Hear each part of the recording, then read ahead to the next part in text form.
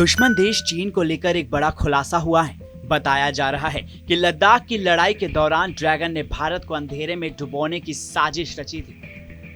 आखिर ड्रैगन ने भारत के खिलाफ क्या साजिश रची थी, चलिए जानते हैं। उस दिन देश की आर्थिक राजधानी मुंबई में अचानक ही लोकल ट्रेनें रुक गई थी, ट्रैफिक सिग्नल बंद हो गए थे और अस्पतालों में अंधेरा छा गया था।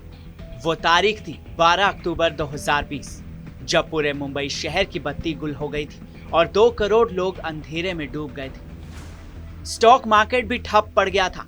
अस्पतालों में जनरेटर चलाए गए थे ताकि वेंटिलेटर चलते रहें, क्योंकि तब मुंबई में कोरोना का कहर चरम पर था। तब 2 घंटे की कड़ी मशक्कत के बाद कभी ना रुकने वाली मुंबई में फिर से पावर सप्लाई शुरू हो सकी थी। लेकिन अब 4 महीने बाद खुलासा हुआ है कि मुंबई में हुआ ये ब्लैकआउट चीन की साजिश थी। गलवान में भारत के हाथों पिटने की ये ड्रैगन की खींच थी।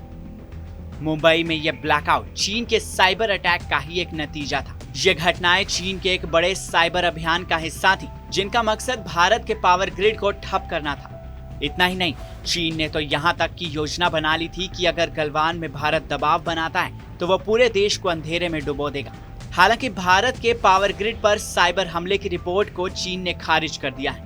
चीन के विदेश मंत्रालय के प्रवक्ता वांग वेनबिन ने कहा कि साइबर सुरक्षा के संरक्षक होने के नाते चीन सभी तरह के साइबर हमलों का विरोध करता है और उनके खिलाफ कार्रवाई करता है। दरअसल चीनी साइबर अटैक का खुलासा अमेरिकी साइबर फर्म रिकॉर्डेड फ्यूचर ने किया।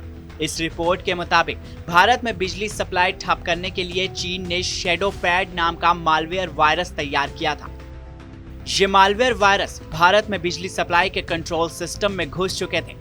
इसमें हाई वोल्टेज ट्रांसमिशन सबस्टेशन और थर्मल पावर प्लांट भी शामिल थे। हालांकि कंपनी ने यह भी पाया कि ज्यादातर मालवेयर कभी एक्टिवेट ही नहीं हुए।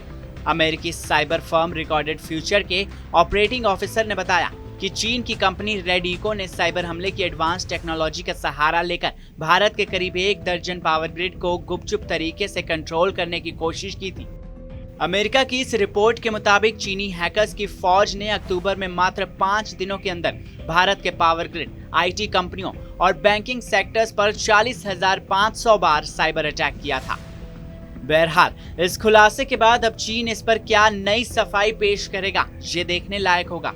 इस खबर को लेकर आपकी राय क्या है, कमेंट सेक्शन में हमें जरूर बताएं। साथ ही देश और दुनिया की तमाम बड़ी खबरों के लिए सब्सक्राइब करें TV9 भारतवर्ष।